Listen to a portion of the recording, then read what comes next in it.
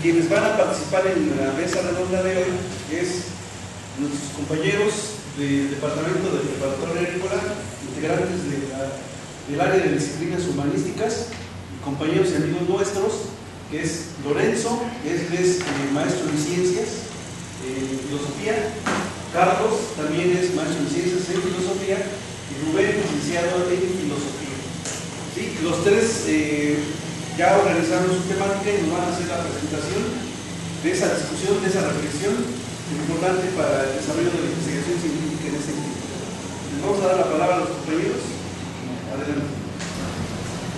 Muy buenas tardes. Primero que nada, agradecer mucho a Cestam y a todos que muy buenas tardes. Primero que nada, charla, agradecer mucho y Cestam y a todos muy hablar de esta charla en la actualidad que estamos desarrollando, y a partir de ello voy a hablar de la nueva paradigma en la actualidad que se viene desarrollando a partir de lo pasado, que es la reconocida a partir de un nuevo paradigma en ese año está avanzado, que es la tecnociencia, que es un nuevo paradigma. Bien, básicamente hay una diferencia que debemos tomar para poder abordar este tema y diferenciar lo que es la tecnociencia de la ciencia y de la técnica tradicional. La técnica tradicional rudimentaria, que históricamente era un instrumento, simplemente era una mediación entre el ser humano y la naturaleza. En cambio, la tecnociencia sofisticada o la tecnología sofisticada se ha convertido hoy en día, ha dejado de ser un simple medio entre naturaleza y sociedad, y ahora se ha convertido en todo un entorno de medios civiles que además nos está determinando. Antes nosotros determinábamos lo que era la ciencia, lo que era la tecnología, hoy en día la tecnología nos está determinando. Se ha convertido entonces en una mediación universal y además en un horizonte de relaciones, y esto es muy importante, porque ha cambiado ya la naturaleza de la técnica y de la tecnociencia. Se ha convertido, además de una mediación universal, en un horizonte de relaciones cognitivas y pragmáticas, es decir, se ha convertido en toda una matriz a partir de la cual se genera conocimiento, pero también se generan útiles y se genera una nueva forma de hacer ciencia y de conocer y percibir la realidad. Nos relacionamos a través de todo con esta nueva tecnología. Eso por una parte. Por otra, los viejos conceptos de técnica, ciencia, ya no nos están sirviendo para poder analizar y para poder entender esta nueva propuesta, este nuevo paradigma. Ya se desfasan, necesitamos nuevos conceptos. Por ejemplo, esta tableta, nuestros celulares, estos pequeños conectores ya no responden al nuevo concepto, al viejo concepto de técnica. Esto ya no es una simple técnica, ya no es una simple mediación que tenemos entre nosotros y la realidad. Esto ya nos determina para relacionarnos con la realidad, con los seres humanos de otro tipo de forma, ¿no? De otra manera.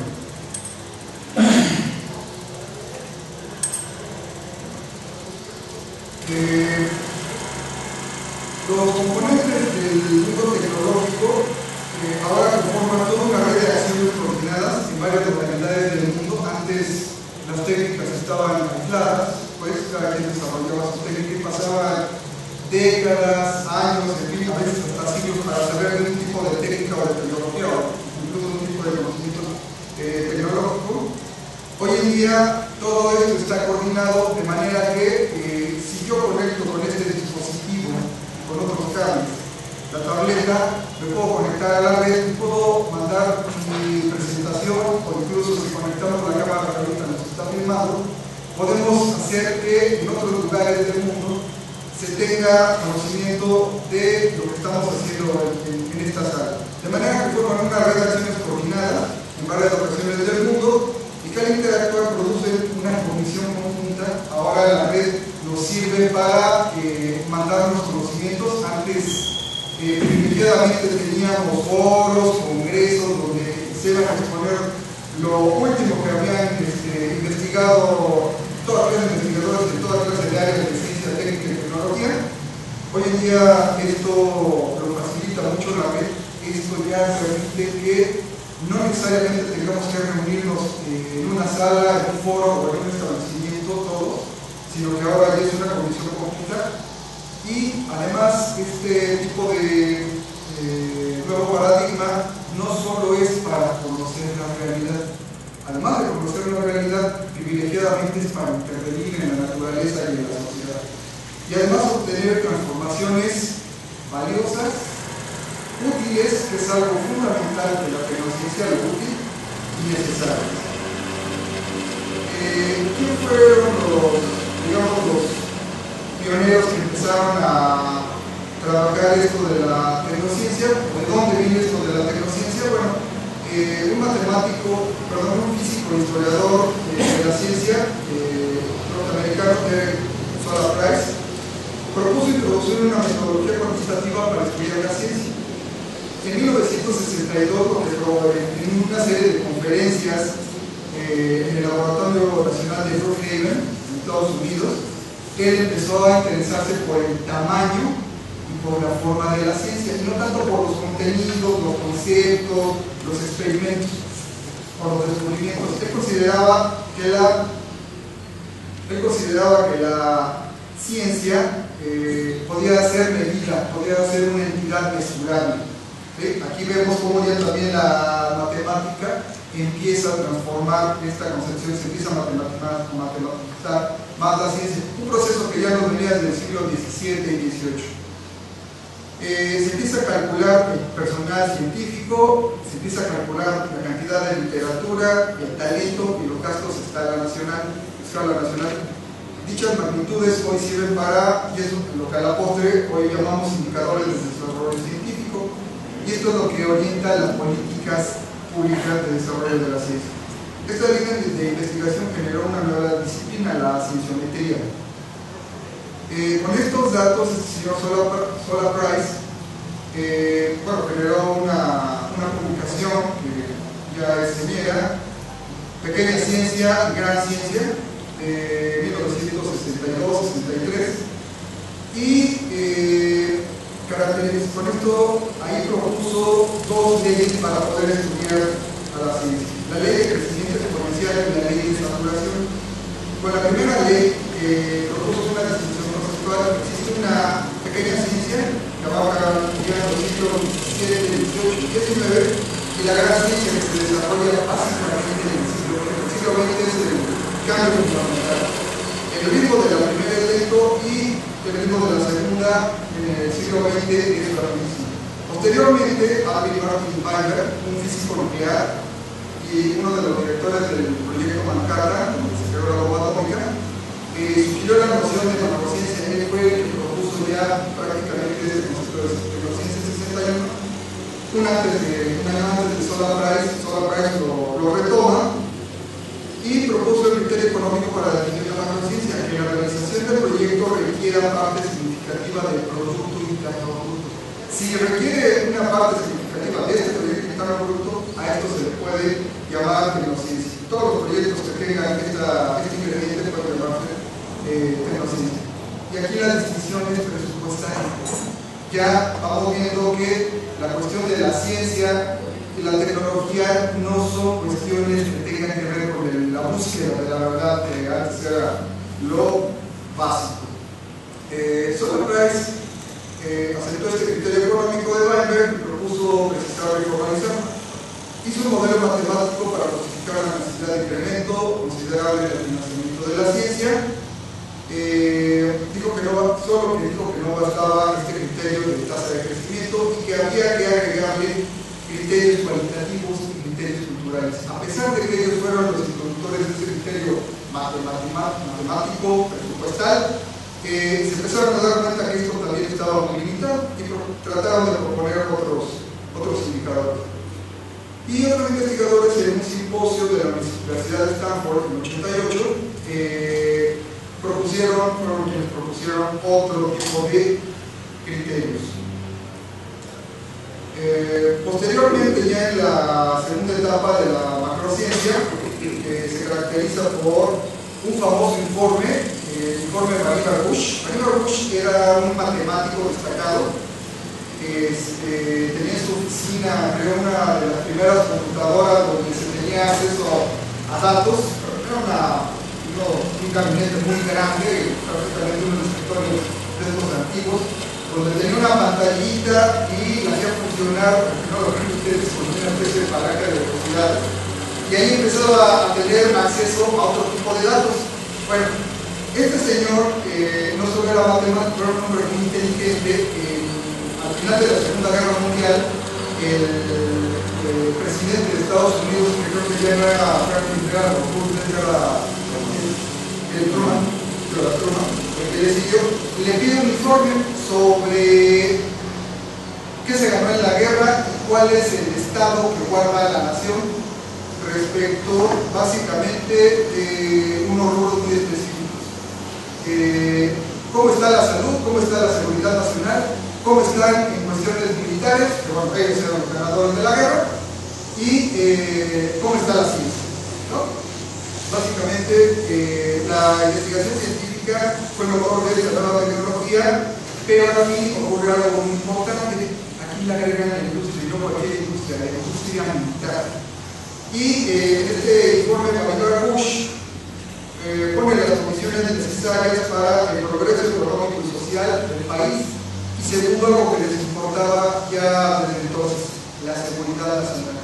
De manera pues que esta propuesta de la tecnociencia surge como una cuestión que tiene que ver con el desarrollo económico y social, pero también con el desarrollo y la seguridad nacional. Es decir, aquí lleva un ingrediente militar. Básicamente, las características de la macrociencia, que es la primera fase de la tecnociencia, son 6. Hay un financiamiento gubernamental muy importante, una parte considerable del presupuesto. Hay una interacción entre científicos y tecnólogos, los ponen juntos en un laboratorio, cosa que antes no ocurría. Antes, primero, el laboratorio clásico de cualquier científico o el centro astronómico de algún astrónomo estaba por ahí aislado, y los tecnólogos estaban haciendo los instrumentos que le pedían por otro lado. Aquí ya lo ponen en el laboratorio conjunto. Hay un nuevo contrato social de la ciencia, lo voy a explicar un poquito más adelante. La macrociencia ya es industrializada y militarizada. Hay una política científica, por primera vez se empieza a dar una política científica, y hay lo que se considera también como agencias macrocientíficas. El financiamiento gubernamental fue básicamente un incremento de poder militar y comercial. Se pierde la exclusividad académica. Esto es un dato muy importante.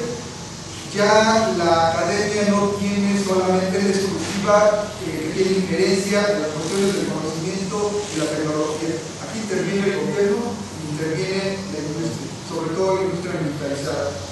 Hay nuevos y poderosos agentes en el ámbito del conocimiento. Ya los científicos o los investigadores no son la ley y los grandes gurús del conocimiento. Aquí intervienen tecnólogos, pero también intervienen políticos, intervienen militares y empiezan a intervenir empresarios. Toda esta oleada neoliberal que nos viene con George Bush, desde George Bush, básicamente, empieza a tener sus inicios después de la Segunda Guerra Mundial. Y además se atraen los mejores científicos europeos, que bueno, esto ya se había dado desde la misma guerra, desde la misma Segunda Guerra Mundial. Hay la interacción de científicos y tecnólogos, se generan grandes equipos y grandes inversiones. Los equipos por primera vez son multidisciplinarios, científicos, ingenieros, técnicos, financiadores y políticos. Posteriormente, cuando veamos unos ingredientes de la tecnociencia, veremos que incluso la bolsa de valores va a intervenir. El caso, por ejemplo, hay un caso muy paradigmático en la empresa Macintosh, que esa empresa se generó en un garage de uno de los muchachos, Steve Jobs, que era un exalumno, creo que ya no estaba matriculado o algo así, pero un muchacho muy inquieto en ese tiempo. Con otros amigos generaron su empresita, y para poderla financiar empiezan a intervenir en la bolsa de valores. Esto no se había generado, pero para nada, ¿no? Bueno, como tercer rasgo hay una generación de avances y mejoras tecnológicas ya sea institución o persona. El ejército, la armada y la aviación son privilegiados en este sentido. Y se rompe con la separación disciplinaria por un lado los físicos, por otro los químicos, por otro los matemáticos y por otro lado los tecnólogos. Y por otro lado el gobierno. Se rompe con esta separación. Estos equipos multidisciplinarios se conforman ya un conglomerado que empieza a dar frutos de trayectoria, que empieza a transformar el modo de hacer ciencia. Aquí la cuestión de este paradigma no es que cambien los conceptos o la metodología, ¿sí? Lo que cambia son los modos conjuntos y globales de hacer ciencia. No es un cambio al interior de la ciencia, sino es un cambio en toda la estructura y en todo lo que rodea al interno de la ciencia, ¿no? Lo que se considera tradicionalmente interno de la ciencia. ¿A qué nos referimos con el contrato social de la ciencia? La investigación científica pasa a formar parte de una industria de investigación y desarrollo. La macrociencia se hace solo en un complejo de industrias científicas gestionadas y dirigidas conforme a modelos de organización de dos tipos: empresarial y militar. Ya no es propiamente académico este asunto. A la ciencia académica se le superpuso un entramado industrial tanto político como militar que modifica radicalmente su organización de investigación. Este concepto de Marx, que utiliza mucho en el capítulo sexto, si no mal recuerdo, de subsunción al capital o subsunción del capital, donde aquello que se subsume a la lógica del capital, a la dinámica del capital, le cambia la naturaleza. Aquí pasa esto.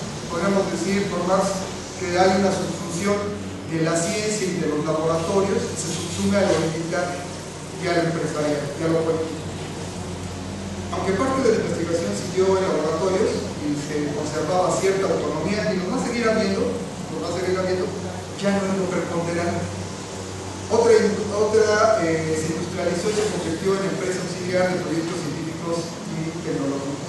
El resultado de esta estrategia es que se establece un nuevo contrato social de la ciencia, tanto entre científicos, ingenieros, políticos, militares y corporaciones industriales. Es decir, ya se ve implícitamente, ¿qué entendemos con esto del contrato social entre la ciencia?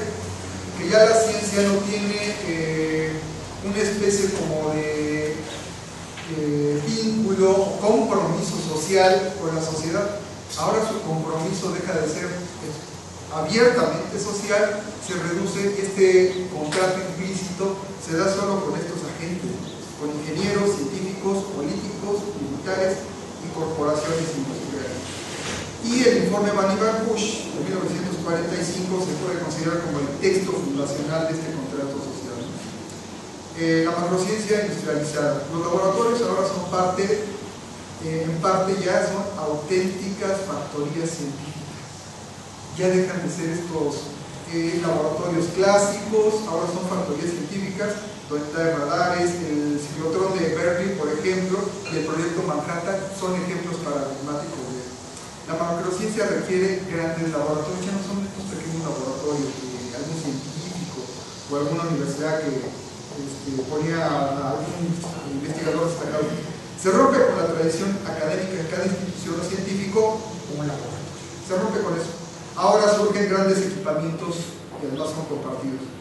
Pero esto genera conflictos dentro de las comunidades científicas. O sea, esto no va sencillito, no va viento en popa, esto va generando obviamente rudezas, asperezas, y el núcleo duro de la macrociencia se concentró en despachos de dirección, y esto generó como consecuencia que la ciencia se burocratizara por primera vez. Algo que ya se venía arrastrando desde el tiempo del Renacimiento, pues Leonardo da Vinci, cuando trata que lo financien para alguna pintura, algún invento, se topa con la burocracia de Italia. Maquiavelo ya hablaba de este tipo de cosas, pero aquí que está eso que era el protoproyecto burocrático del Renacimiento europeo, aquí ya está, y no se da en Europa, se da en Estados Unidos. Y también se abre la frontera entre ciencia académica de universidades y la macrociencia industrializada, ¿no? Esta leve frontera que existía entre lo académico y lo industrializado se abre y se rompe. Ahora, otra de las características, que es la macrociencia militarizada y sus nuevos valores. Los macroproyectos de financiamiento militar son ahora secretos, son secretos de Estado.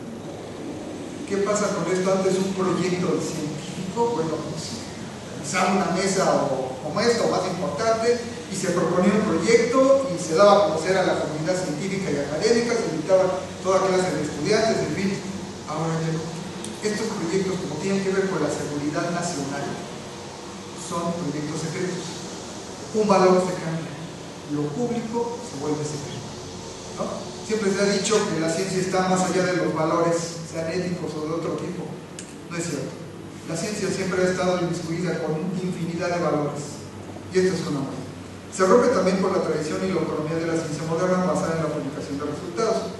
Las agencias militares de investigación y desarrollo introducen nuevos valores de práctica científica: el secreto, la disciplina, la lealtad, el patrimonio. Vean cualquier película que tenga que ver con el tema de la Segunda Guerra Mundial, por ejemplo, y algo que tenga que ver con algunos científicos. Hay una reciente que se llama El Código Enigma, donde un matemático que es gay, además, por cierto, le acaba la vida de una manera desastrosa al final, cuando muy joven, porque le dan terapia con inyecciones para quitarle lo gay. Pero bueno, en fin, la ciencia también comete muchos errores a veces.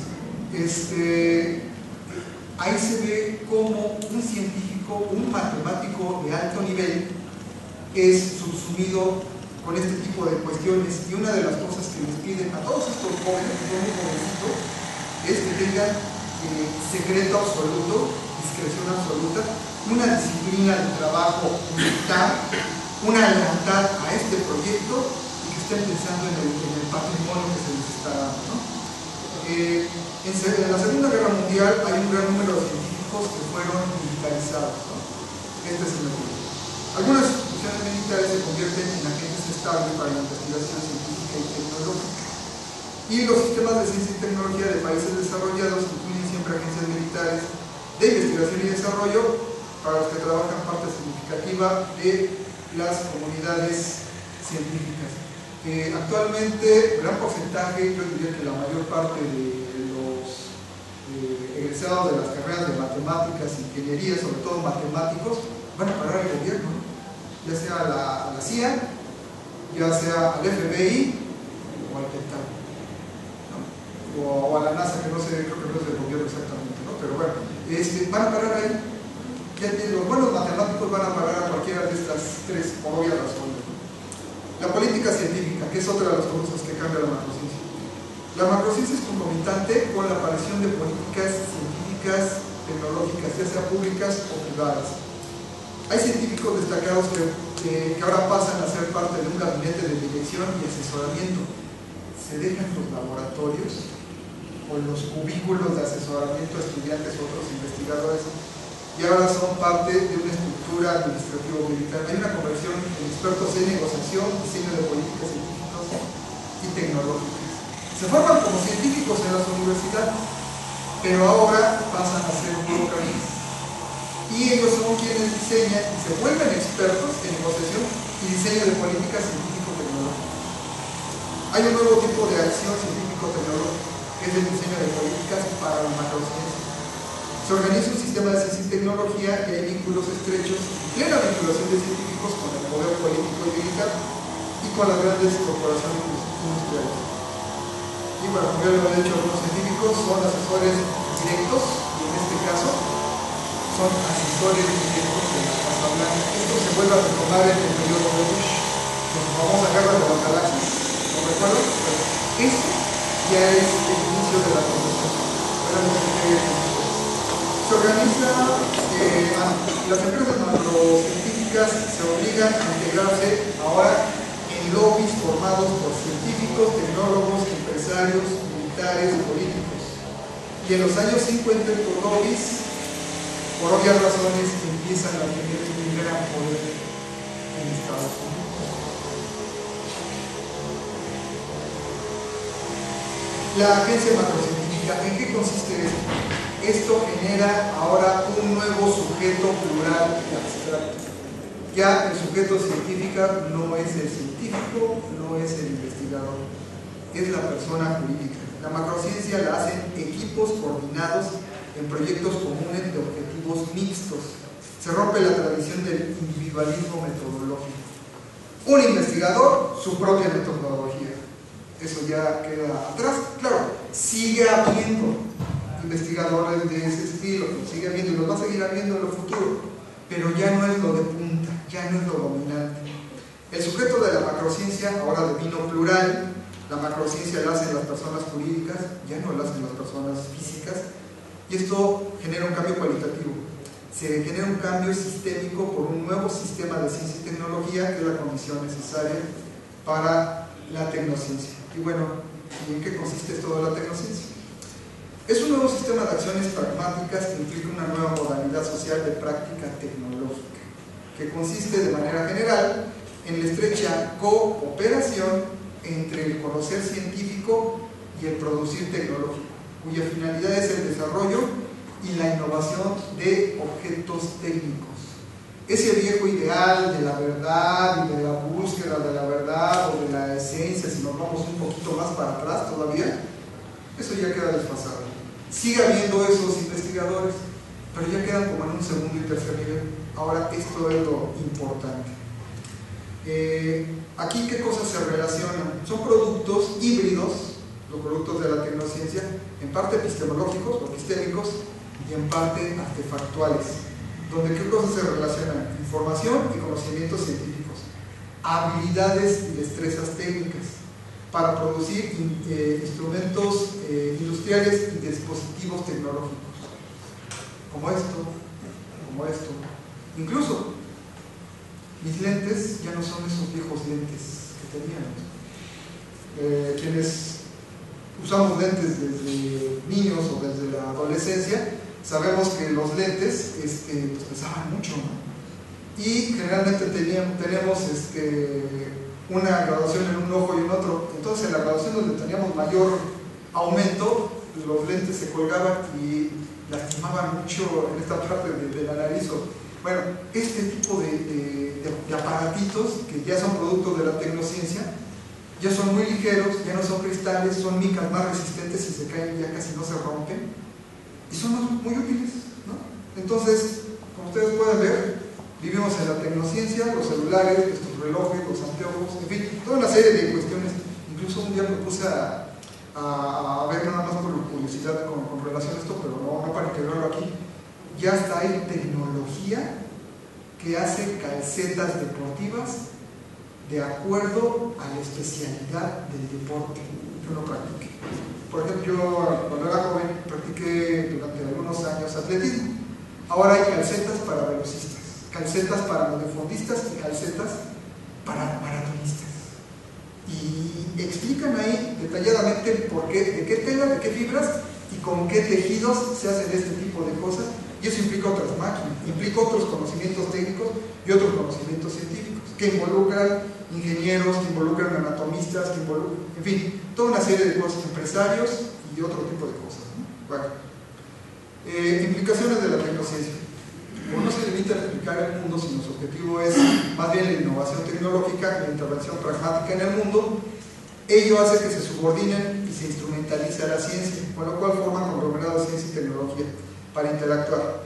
Esto forma redes tecnocientíficas que crean nuevas tecnociencias al tiempo que diversifican las aplicaciones tecnológicas. Ejemplos de integración informática y la genética, la bioinformática, la bioestadística y las ciencias genómicas. Una sola ciencia, con su propio desarrollo, va generando, se va multiplicando y se va dividiendo a su vez. Bien, ¿cuáles son las características de la tecnociencia? Ahora el financiamiento ya no es público, como en la macrociencia. El financiamiento ya es privado y en algunos casos ya tiene que ver directamente la bolsa de valores, como en el caso de Macintosh, ¿no? De ahí ese desarrollo exponencial que tuvo. Hay una interdependencia y encadenamiento multidisciplinario entre ciencia y tecnología. Algo que era un experimento para ver qué pasaba en la macrociencia de los años 50, ahora ya ha creado vínculos de dependencia absoluta. No se puede dar un paso científico sin tecnología, y a su vez la tecnología no puede dar otro paso tecnológico sin la ciencia. Ya hay una hibridación, no solo en los productos, sino en la forma de generar y de vincularse desde el inicio. Hay un carácter económico empresarial, hay una interconexión telemática entre centros de investigación y desarrollo. Ya no hay que esperar a que vayan a unos congresos y que viajen unos a otro continente, para nada. Hay una vinculación estrechísima con proyectos militares. Recordemos que la red fue un proyecto militar, ¿no? Justamente. Hay una pluralidad de agentes sociales involucrados en el desarrollo tecnocientífico, que esto viene desde la tecnociencia, y hay una interacción entre ciencia y sociedad más compleja que las que había entre ciencia, tecnología y sociedad. Y la informática ahora es el lenguaje y el instrumento fundamental. Antes eran los tipos, ¿no? Ahora es la informática y en especial la red. El financiamiento privado. Durante la guerra de Vietnam se produjo una desconfianza de la sociedad de Estados Unidos ante la ciencia, y hubo estos grandes movimientos estudiantiles y sociales ante aplicación de lo militar a la ciencia. Recordemos el 68, ¿no? De hecho, yo creo que aquí hay varios compañeros que anduvieron por ahí en el movimiento de 68. No te rías, hombre, tú andabas por ahí, ¿no anduviste por ahí de ricoso? Bueno, hay un financiamiento militar a la investigación básica, pero este financiamiento cayó entre 1965 y 75, ¿no? Con la guerra de Vietnam, en fin. Decae mucho el movimiento social y político de los estudiantes, que fue de nivel mundial, hace que esto empiece a bajar. Las comunidades científicas lo vivieron como una auténtica crisis y se habló de un movimiento irracionalista, incluso anticientífico, ¿no? Se quejaban mucho los científicos. Sin embargo, con Henry Ford y sobre todo con los periodos de George Bush, cambia en los años 80, nuevamente el contrato social, nuevamente se da un impulso y hay un rápido incremento del financiamiento privado en investigación y desarrollo. Ya hay un ingrediente legal muy importante, hay la liberación de la ley de patentes y una nueva política fiscal. Se desgrava en un 25% de las inversiones privadas en investigación y desarrollo. Esto hace que nuevamente se potencien las investigaciones en innovación y desarrollo.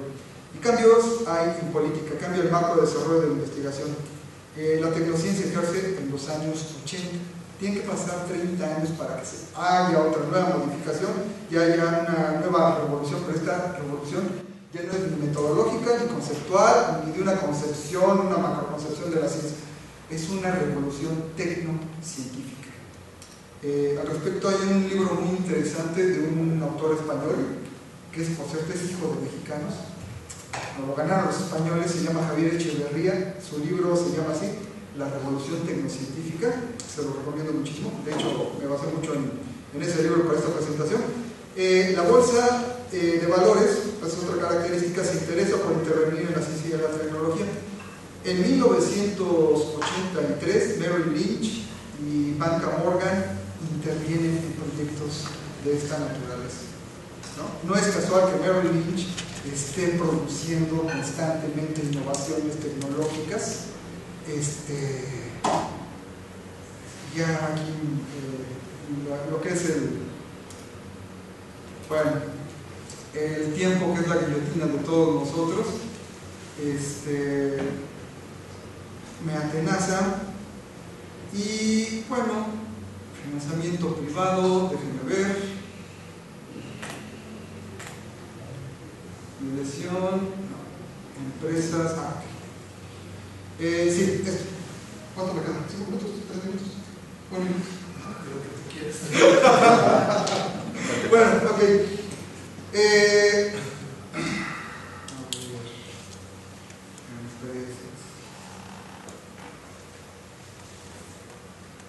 Ok, esto. Las empresas tecnocientíficas, que ahora se evalúa sobre todo la incidencia económica de las innovaciones y no tanto el impacto epistémico, que es otro de los criterios que ya cambian.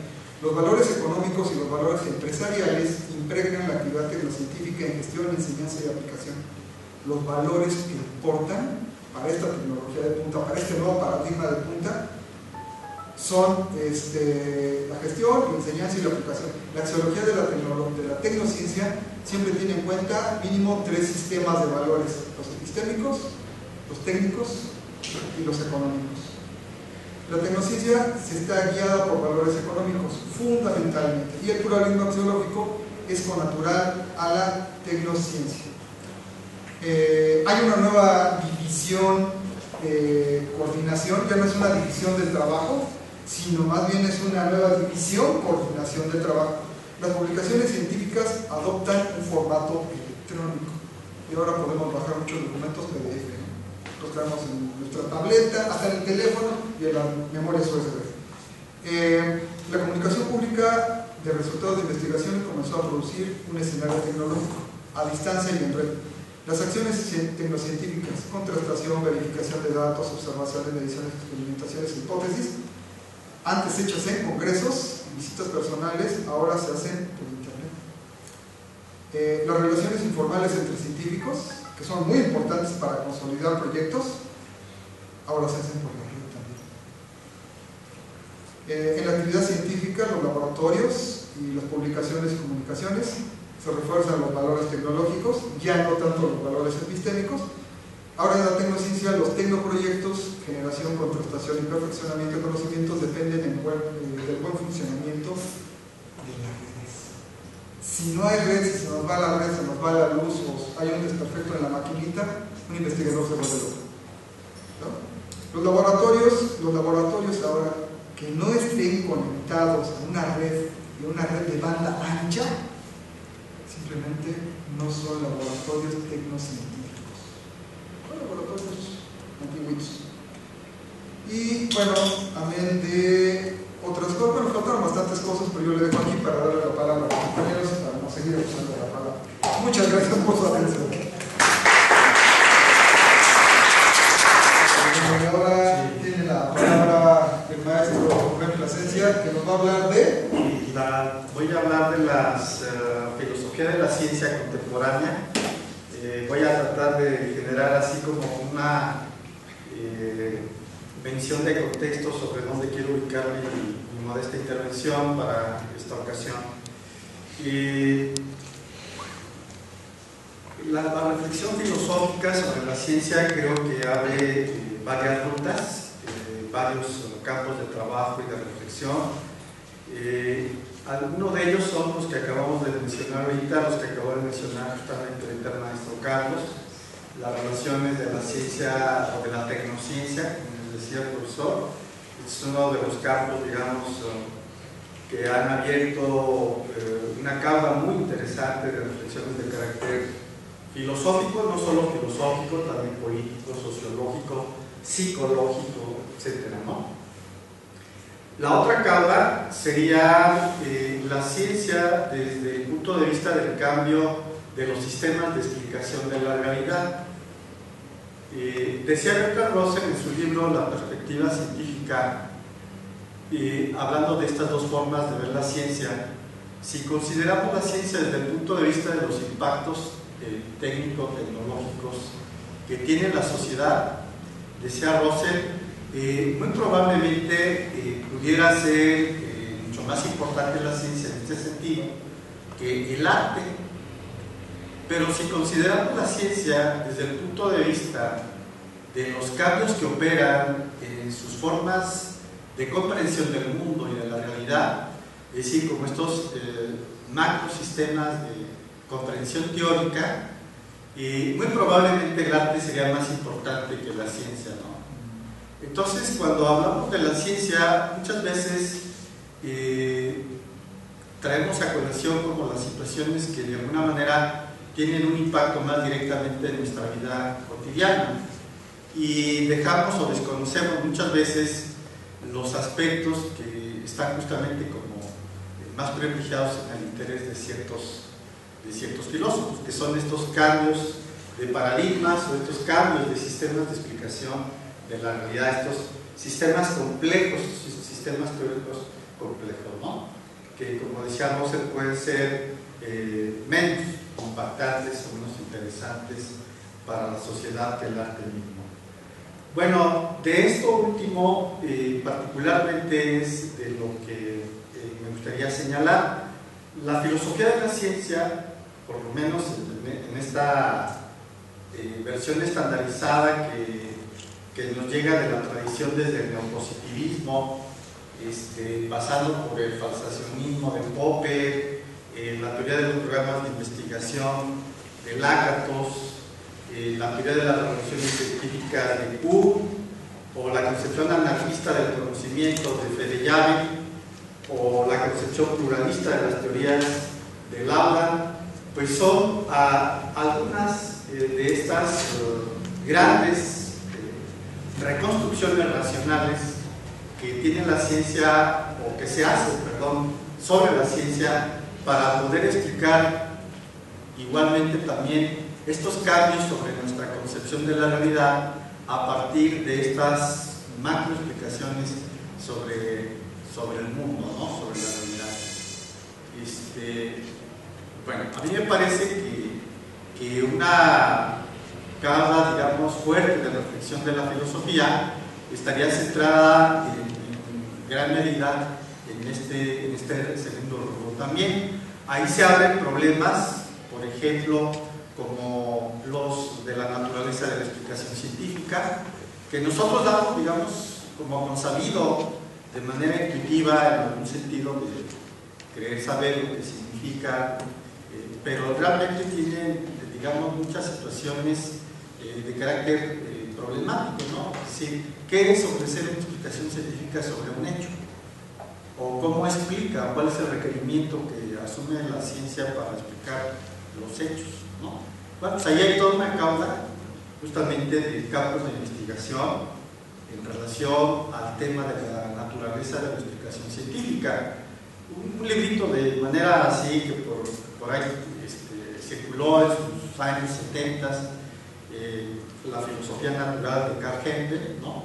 Desde una visión neopositivista de cómo se ve la naturaleza de la explicación en la ciencia, ¿no? Dentro de otras alternancias, por la de Popper sería otra distinta, etc., ¿no? Otro de los problemas que también circundan en estas nuevas visiones o concepciones generales de la ciencia es cuál es la característica subgéneris de lo científico. Bueno, para algunos autores como Thomas Kuhn dirían el cambio, ¿no? Por decir, lo que realmente permanece en la ciencia es su capacidad de transformación. Eso es lo que está ahí, cómo cambia el conocimiento, ¿no? Esto es lo que debemos de explicar para entender la ciencia. Ahí está la clave de la ciencia, ¿no? En tratar de explicar la transformación del conocimiento.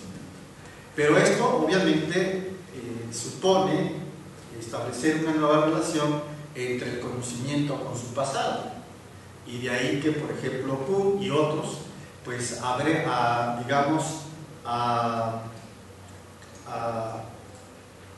asuman de manera muy particularmente fuerte el trabajo de la historia de la ciencia para poder dar explicación a cómo se da la naturaleza del conocimiento científico bajo la característica de su cambio y transformación permanente, ¿no? Otros autores como Popper cifran particularmente su interés por el campo de reflexión de la ciencia en la tarea de tratar de establecer los criterios, ¿no? Objetivos, los criterios racionales que puedan establecer con una distinción clara entre lo que es ciencia y lo que no es decir, entre los criterios de la demarcación entre lo científico y lo que no es científico, ¿no?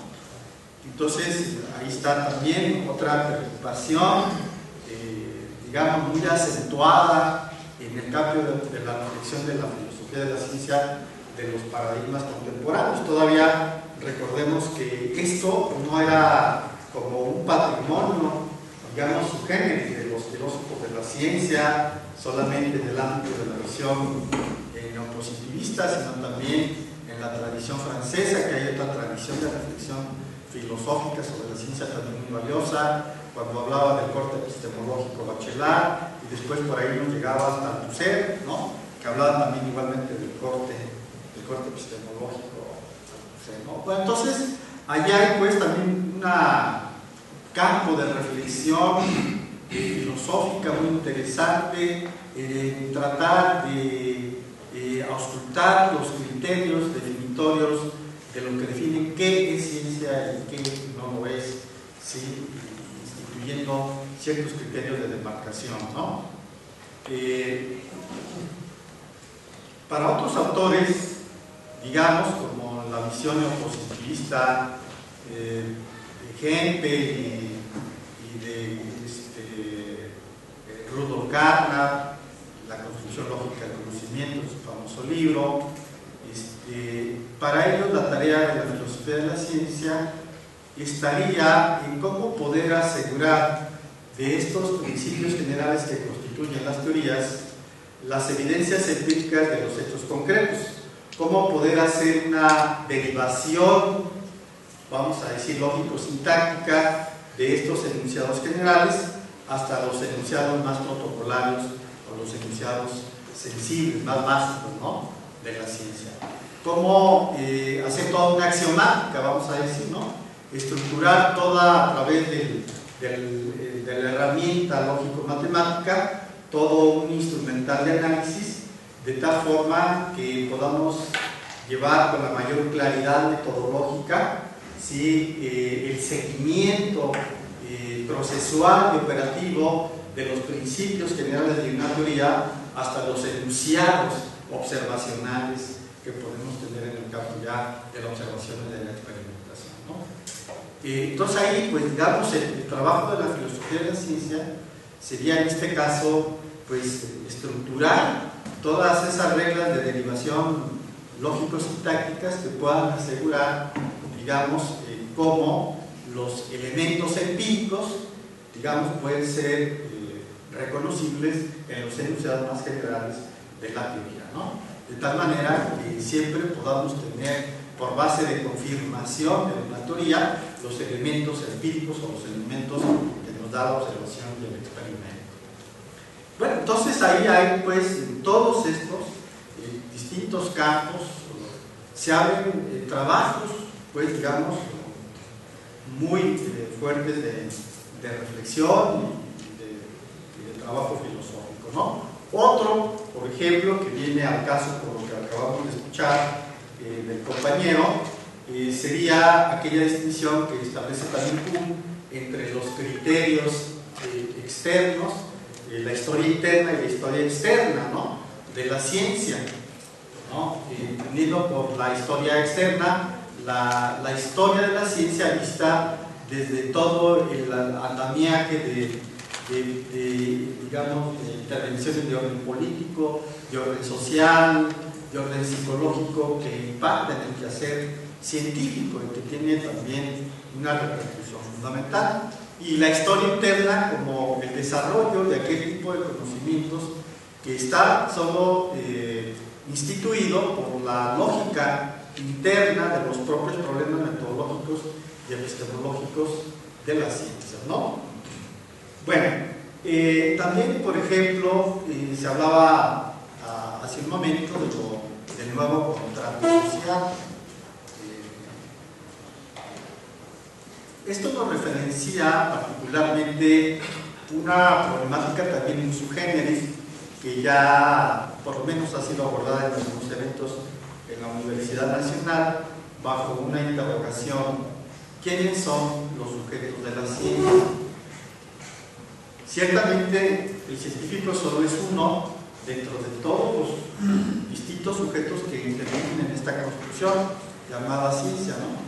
Entonces hoy pues, se empieza también digamos, a perfilar de manera muy problemática la participación de los distintos agentes constructores del conocimiento científico, tanto desde el ámbito estrictamente epistémico como desde el ámbito de los paradigmas sociales, ¿no? Por eso cuando se habla de este nuevo acuerdo, ¿sí?, o de este nuevo convenio, está un poco en la base de tratar de esclarecer cómo intervienen distintos sujetos en la construcción del conocimiento social. Tomemos también por base otro problema clásico de la filosofía de la ciencia, además de los que ya les he mencionado. Todos dan para buen rato para ser investigados, discutidos, analizados y polemizados.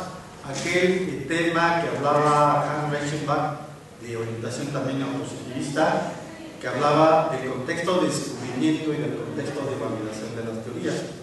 Entonces hay que establecer metodológicamente un criterio de demarcación entre los criterios bajo los cuales histórica y socialmente se puede instituir el establecimiento de un descubrimiento científico de los factores que le dan validez de manera racional o epistemológica, ¿no?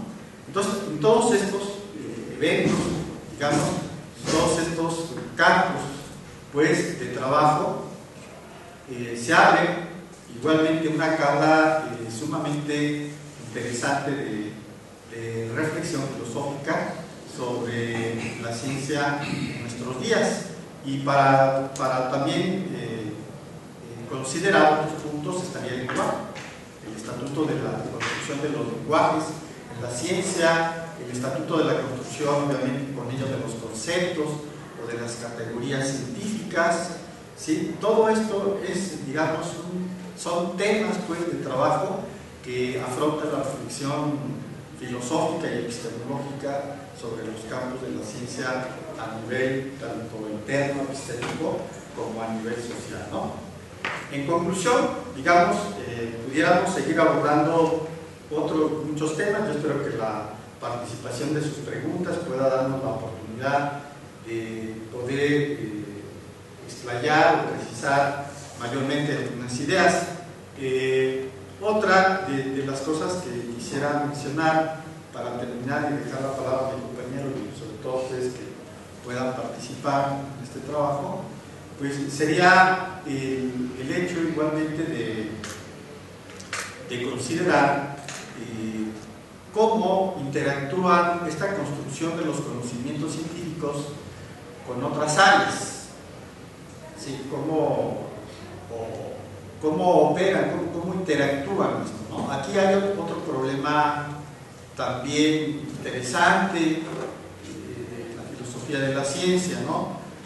Para la propuesta neopositivista dice que solo hay una realidad y solo debe de haber una ciencia que dé cuenta de ella, no debe de haber muchas. O sea, eso se le llama el proyecto unificado de la ciencia, que consiste, voy a ponerlo de manera metafórica, un poco en el sentido de estas muñecas rusas. Encontramos una muñeca grande, al interior de ella está otra, y al interior de esa está otra, y podemos encontrar 5 o 6 muñecas dentro de una de ellas, ¿no? Entonces, el símil es este, ¿no? Podríamos decir, la sociología puede quedar reducida, explicada científicamente por la psicología, pero a su vez la psicología puede quedar igualmente reducida y explicable por la biología, y la biología a su vez por la química, y la química por la física. En ese sentido, todas las ciencias pueden ser reducidas a otra ciencia, de tal manera que todo ese sistema de reducciones de los distintos discursos científicos en una ciencia única, ¿sí? Que sería así como el sueño sobre el cual han pensado algunos filósofos de la ciencia, ¿no? Y algunos científicos también. Otros dirían que no es tan fácil o que no sería tampoco ver la ciencia de esa manera, que la ciencia más bien son interpretaciones abiertas y plurales sobre distintos problemas que nosotros construimos acerca del mundo o sobre el mundo para poder conocerlo. Entonces el mundo no puede ser reducible a una ciencia unificada como la pensaban los positivistas, sino que por el contrario, la característica fundamental de la ciencia ha sido más bien su pluralidad, dado que nos hemos abocado a estudiar distintos problemas acerca de la naturaleza, ¿no? Que no pueden quedar reducidos en una sola visión. Entonces, a una visión monista de la ciencia va a corresponder una concepción pluralista de la ciencia, como la que defiende Barry Laudan, por ejemplo, un filósofo de la ciencia de la talla de Popper o de la talla de estos grandes filósofos que actualmente viven en nuestro país. Aquí da clase en la Universidad Nacional, como en su tiempo estuvo Bunge, ¿no? También, o sea, afortunadamente por nuestro nuestro país han pasado personas muy dedicadas al trabajo de la reflexión filosófica de la ciencia. Con esto, pues, no ha hecho más que tratar de abrir un panorama de la causa de problemas o de tópicos que hoy constituyen la reflexión filosófica de la ciencia. O sea, es un campo sumamente muy abierto, es un campo muy rico, es un campo muy vasto, donde entran distintos autores, distintas tradiciones de pensamiento científico y filosófico, ¿sí? Y en donde en algunas ocasiones encontramos que los filósofos, los científicos, ¿sí? A veces terminan haciendo filosofía, y bueno, en menor medida, pues los filósofos a veces terminan haciendo ciencia, ¿no? No hay a veces también una separación tan tajante en cuestión de esta naturaleza. Bien, pues dejo la palabra para mi compañero, para que pueda continuar también con su reflexión.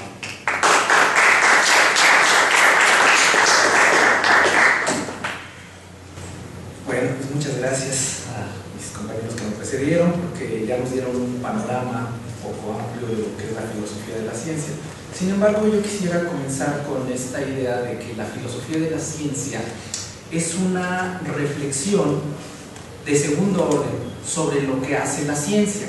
Es decir, la filosofía no se encarga de observar qué es lo que están haciendo los científicos de primera mano, por así decirlo, sino que la reflexión va en torno a aquello que están haciendo, pero cómo lo están validando. Es decir, la reflexión filosófica se encarga de investigar los criterios de validación y de verdad o de comprensión existentes en el desarrollo de la ciencia. Así, en este tenor es que yo quiero hablar el día de hoy sobre las epistemologías del sur. Estas epistemologías del sur tienen que ver con un desarrollo sociológico por uno de los más importantes sociólogos de la actualidad, portugués, Boaventura de Sousa Santos. Él introduce el término de epistemología del sur, haciendo referencia a las diferencias económicas existentes allá por los años 80 y 90 entre los países ricos y los países pobres. Los países ricos ubicados geográficamente en el norte del globo terráqueo y los países pobres ubicados al sur. Es decir, norte rico, sur pobre. En este sentido es que Boaventura hace su intervención para señalar que los pobres tienen ciertos conocimientos que los ricos del norte, las epistemologías del norte, las epistemologías dominantes, no han querido considerar. En este sentido, intervienen también lo que se ha llamado las teorías decoloniales. ¿Qué tiene que ver esto con cuestiones epistemológicas? Bueno, la epistemología del sur es un reclamo sobre esos saberes ancestrales, tradicionales, existentes en estos países no desarrollados. En los países desarrollados, los países del norte, los países ricos, existen ciertos cánones de conocimiento, cánones epistemológicos que se han implantado por vía de violencia intelectual en todos estos países llamados del sur. Ahora, en la sociología, entender norte y sur no implica necesariamente, como se dio en la economía, la cuestión geográfica, sino que la cuestión más bien epistémica de cómo algunos países llamados del norte han sojuzgado a todos estos países pobres del sur, que no necesariamente tienen que estar en el sur, sino que también hay en el hemisferio norte. ¿Cómo entender esto?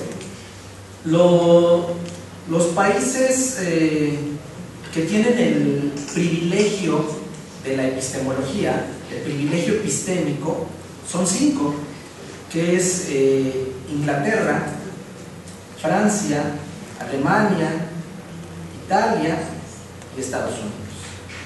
Esos países son los que mantienen este privilegio del conocimiento. Los demás estamos en el sur.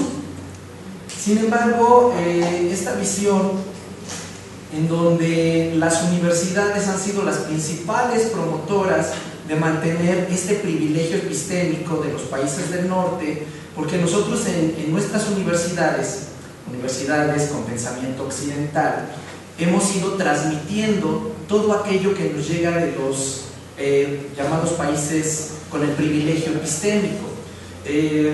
Basta recordar las famosas revoluciones verdes que se dieron allá en los 60s y 70s, en donde nos decían estos países que tenían o mantienen el privilegio epistémico que era la solución para mantener un crecimiento sostenible en el agro.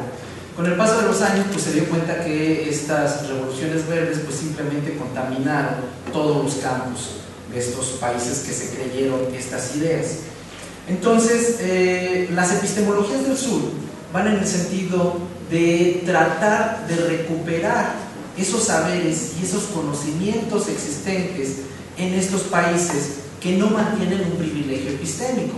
Pongamos el caso de México, que siempre se ha visto impactado por lo que nos llega por nuestra frontera norte. Tenemos aquí a los Estados Unidos y parece que en Estados Unidos tenemos a los grandes investigadores. Miramos siempre a Estados Unidos como el gigante del conocimiento, pero también a Europa. Miramos también cómo son los que se llevan los premios Nobel, se llevan los grandes reconocimientos, y en nuestros países tercermundistas, sin privilegio epistémico, con un canon epistemológico adoptado y que no corresponde a nuestra realidad, estamos obteniendo simplemente migajas de aquello que nos llega del norte. Ahora, esta visión, que más bien parece sociológica y que cualquiera se podría decir, bueno, esto no tiene nada que ver con la epistemología y con la filosofía de la ciencia, pues tiene un fundamento filosófico que descansa en estas teorías pluralistas. Para ello habría que remontarnos a los inicios de la modernidad y observar cómo desde Bacon, con estos ídolos que empieza a desarrollar, los ídolos de la caverna, de la ciencia, de conocimientos, etc., y después con René Descartes, que hacen todo un desarrollo sobre lo que debería de ser el conocimiento, para posteriormente culminar con Manuel Kant, en donde en su crítica del juicio, este famoso libro, trata de encontrar los límites de condiciones de posibilidad del conocimiento, y ahí es donde se encuentran los fundamentos epistemológicos que en la actualidad aún seguimos reelaborando y repensando.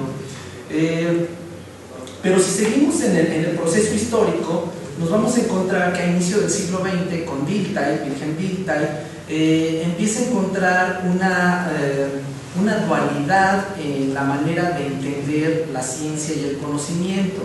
Él nos habla de las ciencias del espíritu y las ciencias de la naturaleza.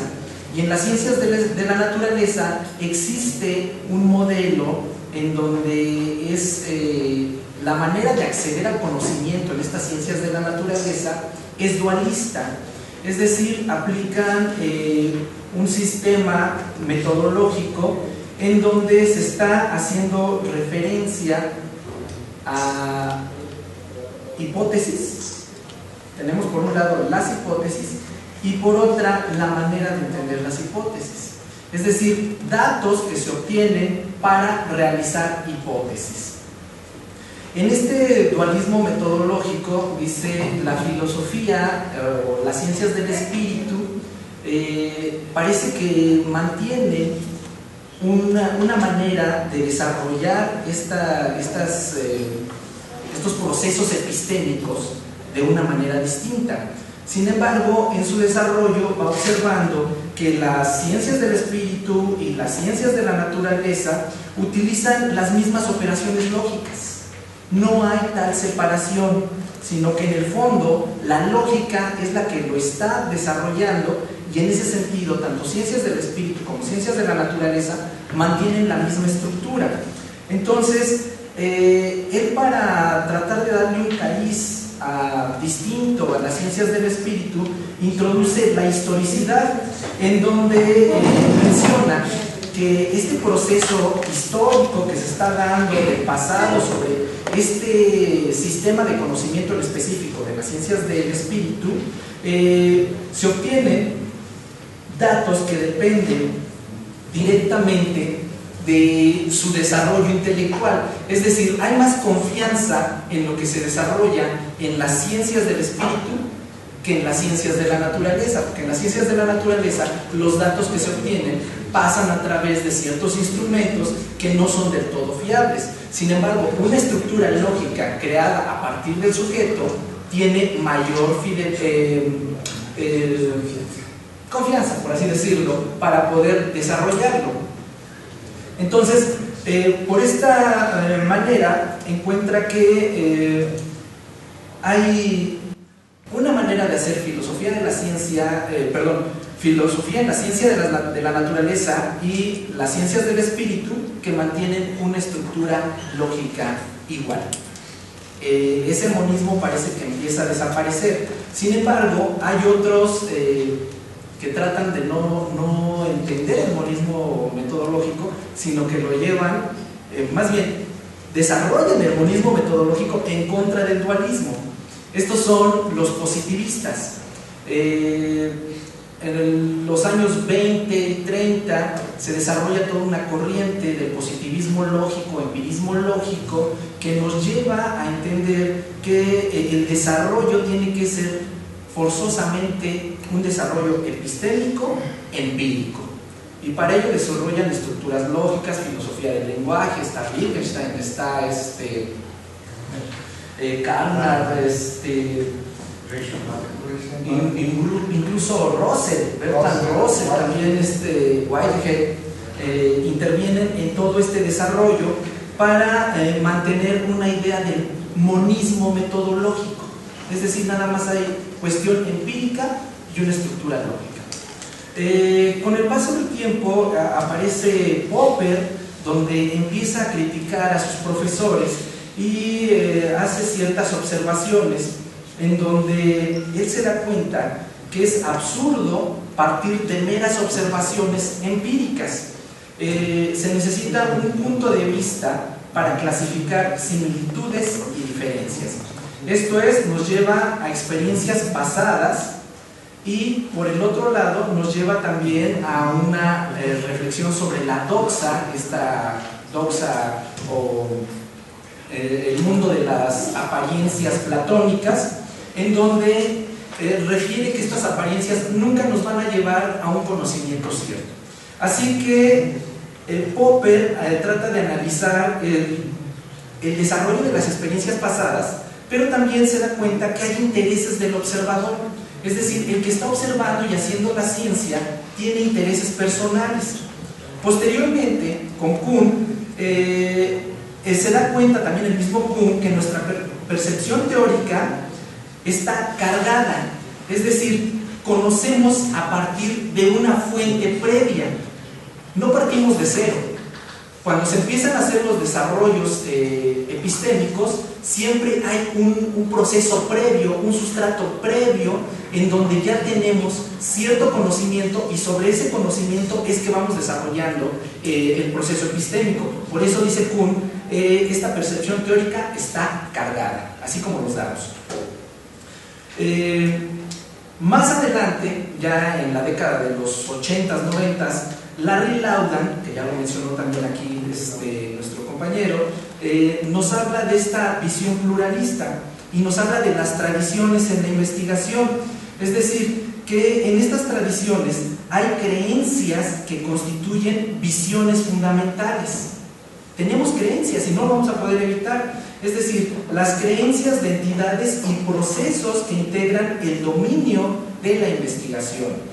Y también tenemos un conjunto de normas epistémicas y metodológicas de cómo se debe investigar y poner a prueba. Es decir, las tradiciones de investigación ya nos están indicando el camino hacia dónde vamos, ya nos están demarcando de alguna manera. En este sentido, nos dice que lo que el científico observa depende de la tradición de investigación a la cual pertenece. Los filósofos pueden ver el mismo problema muy distinto que los psicólogos o los sociólogos, porque tenemos una tradición y estamos enmarcados en esa tradición.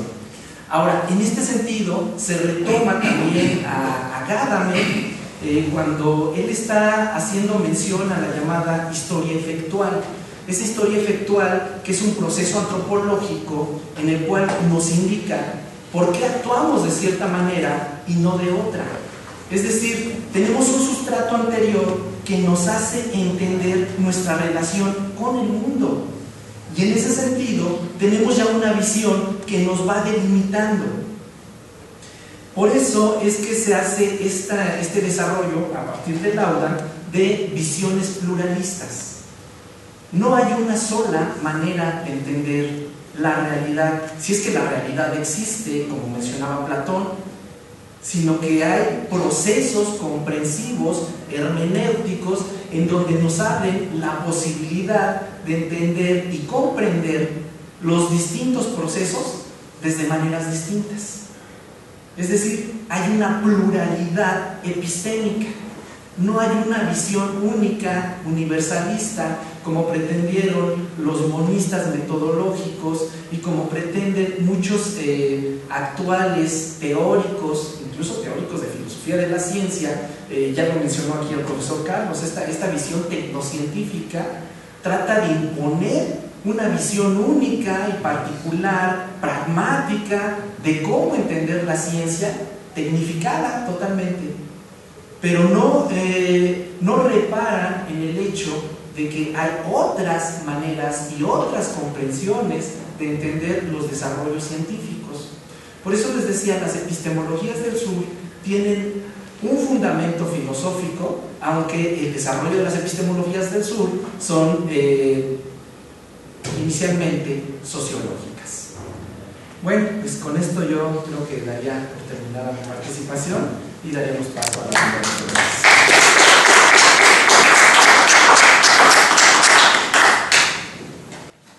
Adelante. Yo los felicito a ambos, a los tres, porque hicieron una explicación que si acomodamos, por ejemplo, más contemporánea, más un poco hacia atrás, la relatividad de la ciencia, que me parece un tema importante en el cual muchos nos hemos acercado, ¿no? Precisamente para encontrar ese diálogo con los demás compañeros que hacen otro tipo de actividades, los compartimos en un área. Yo creo que nosotros tenemos que reflexionar fundamentalmente en lo que hacemos, independientemente de la disciplina en la que estemos. De ahí la importancia de la filosofía de la ciencia, ¿no? En un trabajo donde tenemos que involucrar la transdisciplina, donde compartimos conceptos y contextos. Todo esto va en relación también a, digamos, lograr un acercamiento seguramente a una epistemología particular en donde reivindiquemos los saberes autóctonos, pero que nunca vamos tampoco a negar el conocimiento científico, porque esa hace una discusión aquí muy fuerte también, en donde me ha tocado, digamos, plantear esta situación. Nosotros no podemos negar los avances de la ciencia, pero tampoco dejar de lado los conocimientos ancestrales, anteriores, tradicionales, esas filosofías de la praxis que lograron, al menos tenemos entendido aquí en lo que fue la náhuatl, tener ciertamente agroecosistemas sustentables. Yo no tengo información de que esos 25 millones, según los demógrafos históricos, hayan devastado el medio ambiente, porque eran otro tipo de cosmogonías. Ya ven que llegan los españoles, la nariz, etc. Entonces, toda esa parte es importante reivindicar la cosmogonía, la historia, ¿verdad? Todos lo sabemos. Pero también el planteamiento, por ejemplo, que tú reivindicas de Sousa, yo creo que también va de acuerdo con algo que también en América del Sur se está reivindicando, que son la filosofía de la liberación, que van juntas, ¿no? Yo he tenido un poco la experiencia de estar yendo a Colombia durante varios años, y nosotros hemos trabajado estas temáticas, y a mí me ha sorprendido lo que ellos están haciendo en términos no solamente de la reflexión. Por ejemplo, hay una Universidad del Bosque, tiene una buena revista de filosofía de la ciencia, hay cosas muy interesantes, aunque es una universidad privada, es cooperativa, pero bueno, es algo así muy interesante también, que hay que ver, ¿verdad? Y lo que ellos están haciendo en el terreno de la biodiversidad, lo que están haciendo en el terreno de la sustentabilidad. Y nosotros no lo sabemos porque no nos acercamos. Tú tenías mucha razón, ¿no? Yo siempre creo que hay que reivindicar y acercarse a nivel de relaciones, de eventos. El Internet ha permitido precisamente, nosotros acabamos de tener un evento apenas semi-virtual, se conectaron y lo hicimos ahí en la UAM, lo hicimos aquí también en Economía, y fue muy reconfortante porque todo lo que ellos nos mostraron y nos han platicado, pues es algo de lo que nosotros también estamos haciendo o queremos realizar. Entonces nosotros tenemos que compartir horizontalmente experiencias y salir un poco más, ¿no? Porque lamentablemente no tenemos una visión muy endógena, muy de aquí cerca o muy de lo que nos dicen los libros que vienen de Europa o de Estados Unidos, que también hay que conocer. Yo tuve una experiencia en 99, a mí me tocó hacer una estancia en Berlín, en Humboldt, en un campo, está cerca de Frankfurt del Dorf, cerca de la frontera con Polonia, y a nosotros siempre nos mostraban, segundo a segundo, monitoreaban la temperatura por satélite, las computadoras, y nos decían, mira, esto es lo que hay que hacer. Y yo les decía, sí, doctor, es muy importante esto que hacen ustedes a nivel de la tecnificación, pero nosotros tenemos experiencias en México de haber edificado una ciudad en medio de un lago, de tener chinampas, ¿verdad? Y de tener otra visión, pero sin embargo, nosotros vamos a tomar en cuenta esto también. Es decir, son las dos cosas que a veces se nos olvidan, porque hay una lucha permanente en relación o ante una visión positivista de la ciencia, ¿no? Y creo que aquí es una ruptura epistemológica que tenemos que lograr aquí en Chapingo. Bueno, gracias. Sí, bueno, ahorita que se habla de epistemología del sur y el conocimiento del saber tradicional, quiero compartir una experiencia. En Bolivia me ofrecieron a mí un libro sobre bioindicadores, y era muy interesante porque la región del lago Titicaca concurre a anidar año un año un ave, no sabría cuál es el nombre, pero concurre un ave, y cuando va a ser un año muy lluvioso, el ave construye un nido más alto. Cuando va a ser un año seco, el nido es más cercano al suelo. Pues los mismos especialistas, los meteorólogos bolivianos, a veces para hacer una serie de pronósticos para la región, van, no le preguntan al ave, pero ven el nido que es conocido del ave, y es un conocimiento que a lo mejor no fue generado científicamente, pero es un aprendizaje. Y entonces ellos lo transforman a un conocimiento práctico que pueden, pues, generar aplicación en el mundo campesino. Los han sido los productores, me adelanto a sembrar o siembro más superficial la semilla, en fin.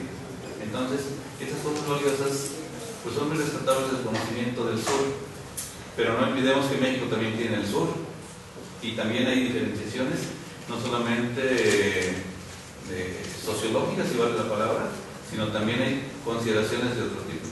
¿Sí? Bien, quiero hacer una pregunta. Yo soy agrónomo y muchas de estas cosas pues agarro lo que puedo, pues, pero hay una cuestión que me intriga un poquito. La filosofía nos acerca un poquito a entender qué es la ciencia, por lo menos para los que no somos filósofos. Desde este punto de vista, la tecnociencia, ¿qué es ciencia? Primera. Segundo, puede la filosofía, como nosotros lo hacemos, cuando hacemos conocimiento, decir, hay ciencia pura y hay ciencia aplicada. Y lo último, el conocimiento tradicional, el saber tradicional, es ciencia. Entonces, esos son los planteamientos para mí sobre eso.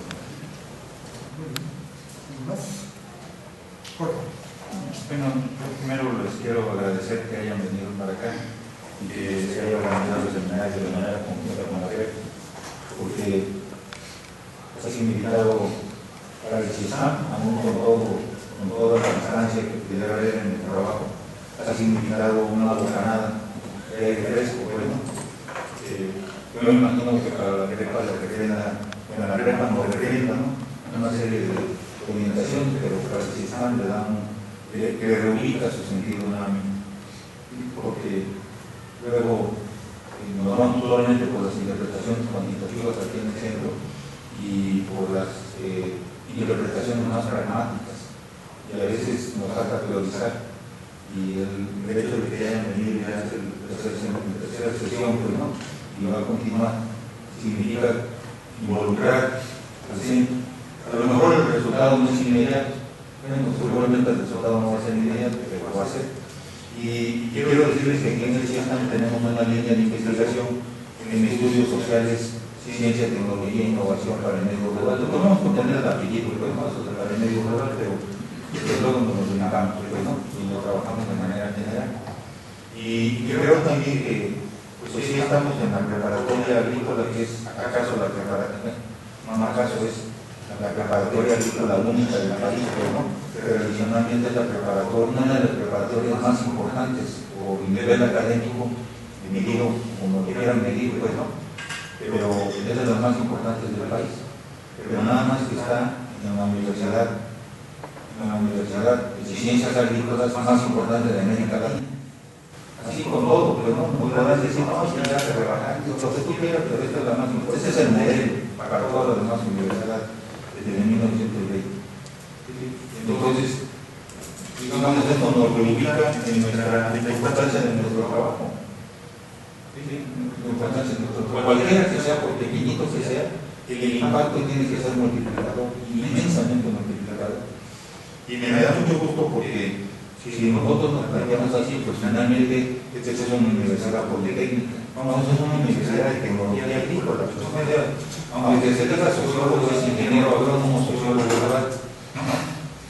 Así es el grado, pero no quiero decir con esto de que aún así, aún la sociología es tecnología, pues, ¿no? Aún la sociología, o aún la economía, o aún inclusive la historia o la filosofía, se convierten en tecnología dentro del esquema general educativo en el que nos movemos. Pero llegar y cuestionar estos planteamientos dentro de la catedral del monismo científico, dentro de la catedral de la Revolución Verde, llegar y decir la catedral verde está agotada y fundamentarlo, porque eso sí hay que fundamentárselo así, pero inclusive en su lenguaje, es de manera, es un atentado, pues, pero al mismo tiempo es una posibilidad de crecimiento. Lo cierto es que esa visión científico-tecnológica basada en la dicotomía entre naturaleza y sociedad está agotada. La dicotomía de que la ciencia es lo único que nos va a proporcionar lo verdadero, la verdad, está agotada. Prácticamente, entonces, cuando entramos en esa dimensión, nuestros planteamientos desde aquí tienen que tener repercusiones muchísimo más amplias. Y ese es el gran valor de nuestro, ese es el gran éxito de nuestro trabajo, el trabajo del seminario, ese es el gran trabajo del esfuerzo de la GREPA, de los compañeros que han colaborado en estas cosas. Yo, para concluir, solamente quiero señalar una cosa, que este autor de las epistemologías del sur, Boaventura, finalmente es uno de los teóricos más importantes de la propuesta del Foro Social Mundial frente al Foro Económico de Davos, pues, ¿no?, el Foro Económico Mundial. Ahí está la dicotomía norte-sur también, ¿no? Yo empiezo los cursos en la preparatoria y en la especialidad, y yo también aquí en el doctorado, en el posgrado, empiezo los cursos preguntándole a los muchachos, a los alumnos, ¿no?, ¿dónde eres del norte y dónde eres del sur? ¿No? Y les pido que hagan una respuesta rápida, no lo piensen, pero Colombia está en el norte o está en el sur, ¿no? Vietnam está en el norte o está en el sur, Egipto está en el norte o está en el sur, ¿no? Y generalmente vamos a decir en todos los casos que está en el sur, cuando es en los tres países están en el norte, la India está en el norte, ¿no? Y entonces uno, ¿cómo va a ser que Colombia esté en el norte, ¿no?, es América del Sur, y es América del Sur, pero es el hemisferio norte, aunque nos cueste trabajo entender. ¿No? Sí, el Ecuador es el Ecuador, todavía la mitad del Ecuador estaría de este lado y la otra mitad del sur, pero en lo que decía Lorenzo, efectivamente, en la epistemología, en el planteamiento epistémico, el norte pasa por el río Bravo, de ahí para arriba, pues no. Y no pasa, y España no es Europa, España es África. España es África, pero Europa termina en los Pirineos. Y solamente el norte de Italia es Europa, la parte sur de Italia. Grecia es Asia, Grecia y África. Sí, estamos en Norteamérica, pero somos el sur. En esta epistemología.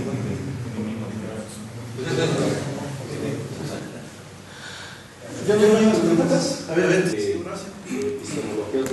Yo la pregunta que voy a hacer se va a pensar en la formación que como investigadores tenemos en monolítica, filosofía, en algunos casos como nosotros, si pensamos en lo que es el método científico completamente ya esquematizado para seguir, también se va a notar un proceso y llegar a un resultado. Investigación. Cuando escucho lo de epistemologías del sur, me pongo a pensar entonces epistemologías del sur. El ruido, pensar en la formación, nos generaría muchos que estamos formados de esa manera, monolítica, una formación monolítica. Si pensamos en el método, y entonces me genera ese ruido, no me permite entender entonces cómo sería la ciencia. Y llegar a un resultado.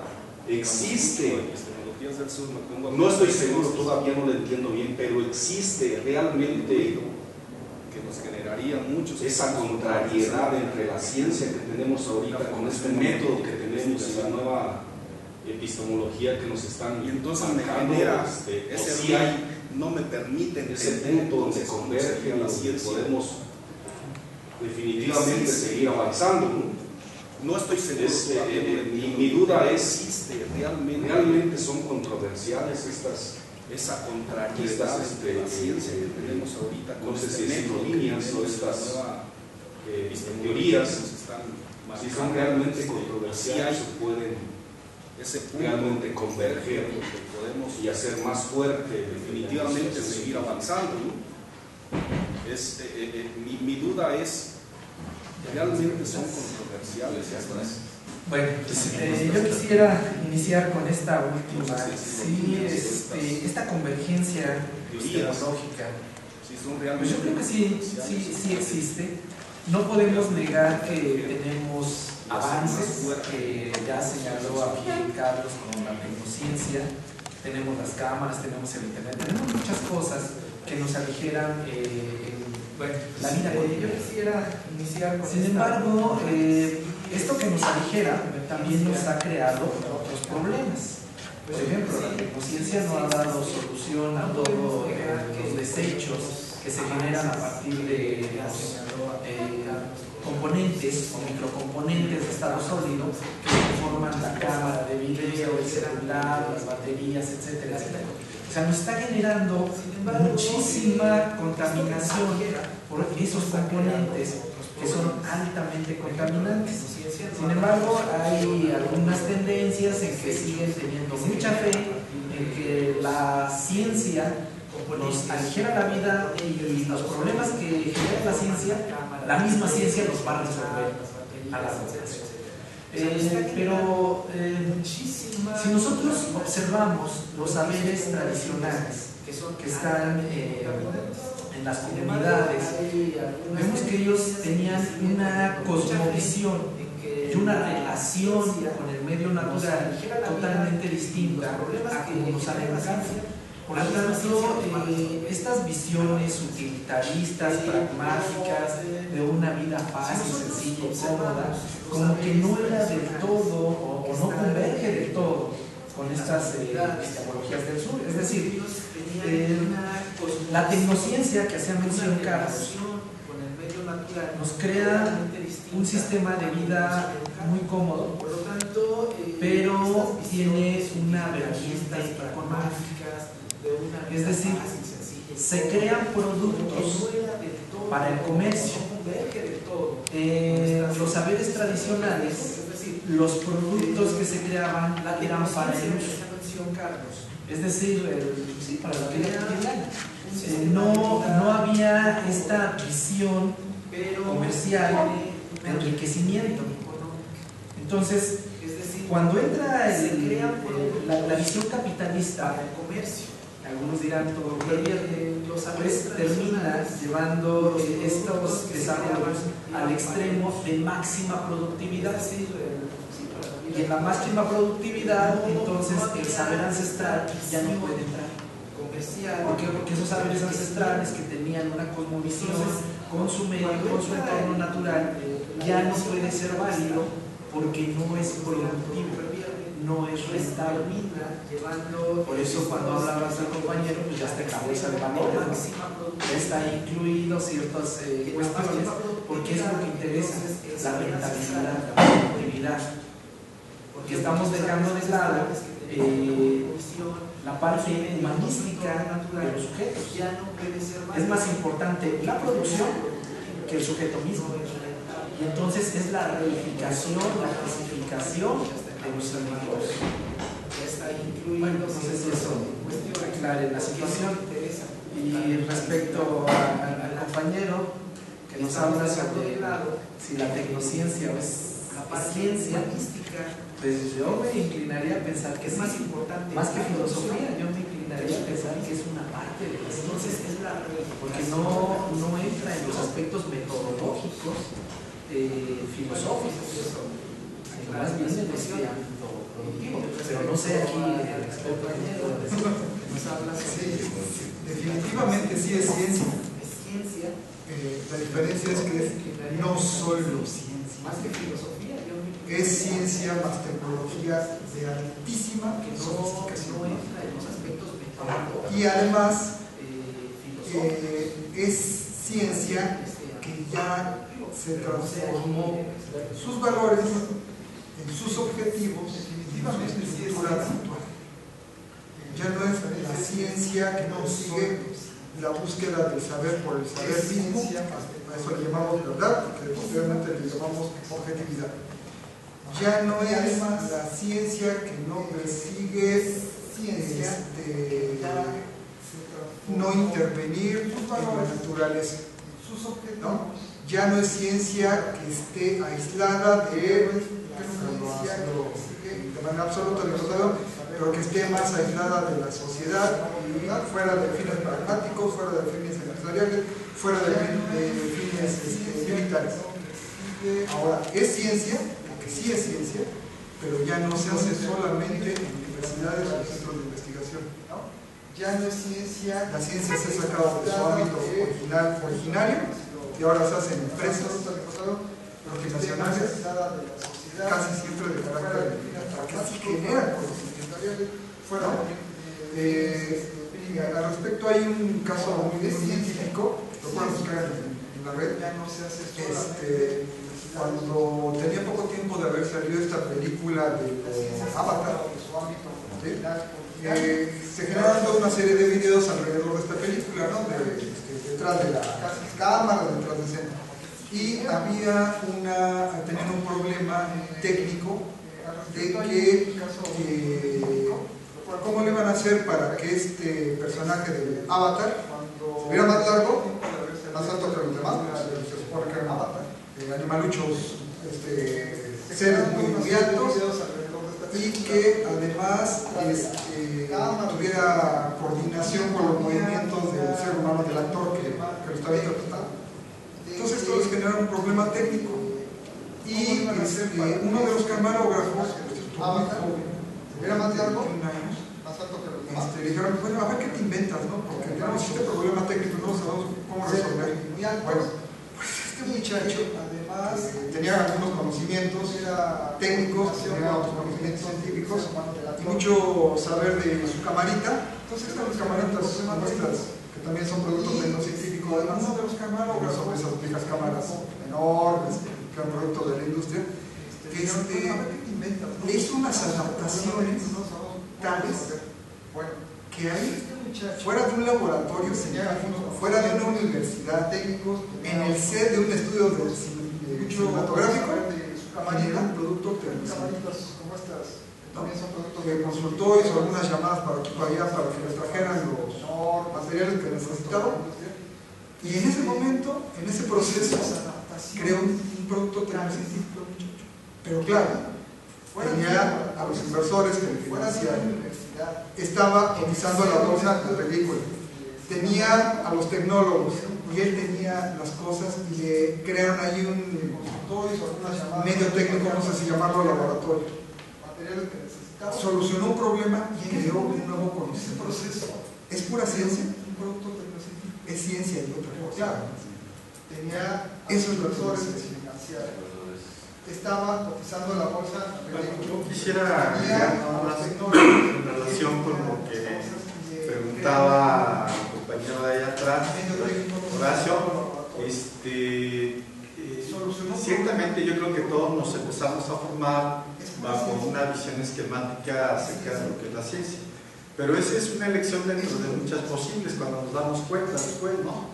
Es decir, que se empieza a establecer la formulación de hipótesis, se sigue buscando, ¿no? Es decir, lo que propone, digamos, como yo lo alcanzo a entender, es que hay muchas formas de ver la ciencia, hay muchas formas de entender la ciencia y también, como acabamos de ver, de practicarla. Esa es una elección dentro de muchas posibles. Y cada una de estas formas de practicar y de asumir el quehacer científico nos da un referente acerca de lo que la ciencia es decir, referente, no el referente en general. El método científico, vamos a decir, los que privilegiaban que conocer la caja negra de la ciencia, es decir, ¿qué es la ciencia? Pues hay que ver la caja negra. ¿Y cuál es la caja negra de la ciencia? Pues el método. Si sabemos qué es el método, sabemos lo que es la ciencia. Y bueno, pues desgraciadamente la situación no fue tan fácil, ¿no? Es decir, el método no asegura de antemano el concepto de lo que es la ciencia. Por ejemplo, uno por la referencia a la historia de la ciencia, es decir, ¿qué es la ciencia? Pero ¿por qué el método no es la caja final que nos pueda decir en última instancia qué es el método? Sabemos el método científico. Bueno, porque una observación tan elemental no fue tan fácil. Uno valida que sí, un método científico probablemente mañana se use de antemano y no podemos decir que lo que se hizo hoy mañana no sea ciencia, ¿no? O, por ejemplo, no podemos decir que la ciencia de los griegos no sea ciencia porque la ciencia que hacemos hoy nosotros es muy diferente a la que hicieron los griegos. Entonces, por consiguiente, si nada más convalidamos el método de la ciencia, pues es el que rige hoy. Pero como no rigió este método hace 15 siglos, entonces todo lo anterior pues no es ciencia. Y lo que calificamos hoy, bueno, pues así como tú descalificas lo que hace 15 siglos no era ciencia, pues tú también vas a pasar sobre el tiempo. Y lo que hoy dices que es ciencia, pues dentro de 50 o 60 años a lo mejor ya no lo es. Entonces siempre vamos a estar en esta actitud de descalificación acerca del desconocimiento de la historia de la ciencia. Pero como no rigió, pues no se puede privilegiar el recortar qué es ciencia solo a partir del método científico. Bueno, pues entonces dice, no, para tener un concepto de la ciencia un poco más integral, necesitamos recorrer el tiempo, necesitamos recorrer la historia, necesitamos recorrer los distintos procesos de racionalidad que ha tenido esta actividad. Y diría que lo que va a caracterizar el ver la ciencia se puede privilegiar el recortar qué es ciencia solo a partir del método científico.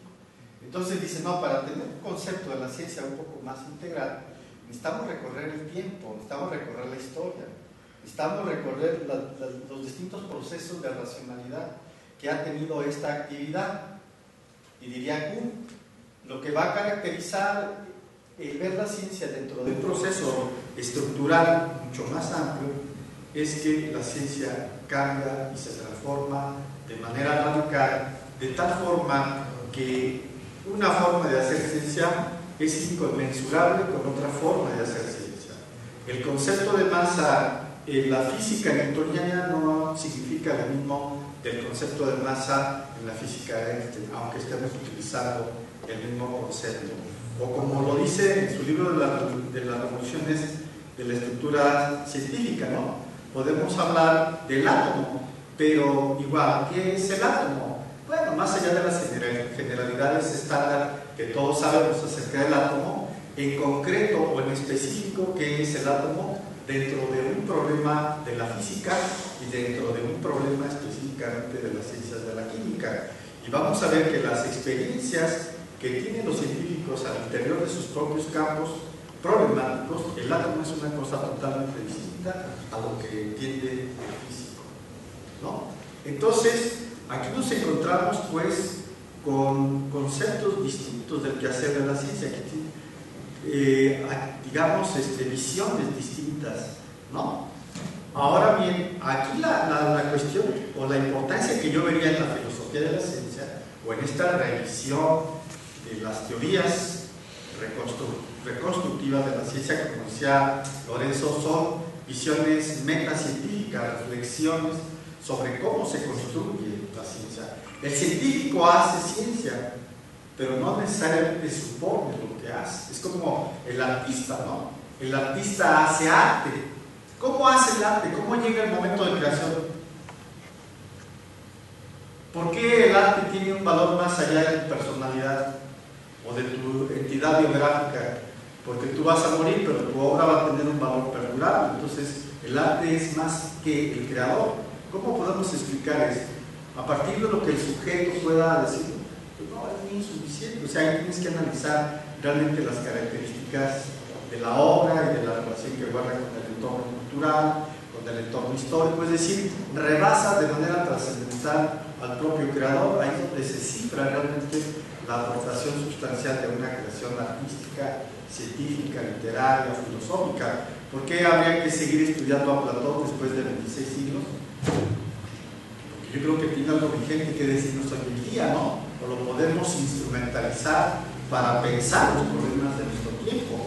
Eso ya también es cuestión de la capacidad de interpretar, de traer a colación un legado histórico que nos pertenece a todos, ¿no? Y poderlo poner a funcionar en un nuevo contexto, en un contexto nacional, en un contexto latinoamericano, en un contexto que busque afinar o dar capacidad de reflexión para afrontar nuestros propios problemas en el continente, en nuestra propia realidad nacional, ¿no? Entonces, vamos a decir que la filosofía de la ciencia nos abre un campo muy amplio heurísticamente para poder ser aplicado a los distintos contextos. Entonces, por ejemplo, ¿qué es la ciencia para un Lácratos, etcétera? Pues lo que ellos privilegian como su problema. Por ejemplo, decíamos que para Popper el problema fundamental, para él, la ciencia está en el hecho de poder establecer una demarcación precisa y clara sobre qué es ciencia de lo que no es ciencia. Lo que preguntaba hace un momento nuestro compañero, ¿no? Lo que preguntabas tú, si el saber tradicional, el saber es ciencia o no es ciencia. Bueno, pues esto, allí podríamos entrar, si desde el punto de vista de Popper, esto podría calificarse como ciencia, ¿no? Él está interesado justamente en definir lo que es ciencia a partir de establecer una demarcación, un criterio de demarcación. Otros, para la ciencia va a estar cifrada más bien en el proceso, como puede explicar la teoría, en la capacidad que pueda tener una teoría para poder integrar o explicar o predecir nuevos acontecimientos o nuevos hechos.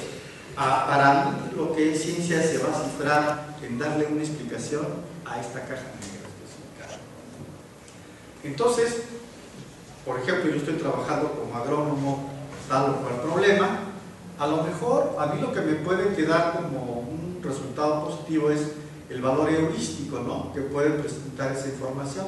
Es decir, creo que esta forma de entender las cosas me da claridad al trabajo que estoy realizando yo, ¿no? Que eso es lo primordial. Si tú vas a sujetar o a condicionar la lectura y comprensión de un autor bajo tus propios problemas que a ti te interesa resolver, entonces ahí pudiera haber la situación de un enriquecimiento en tu trabajo académico.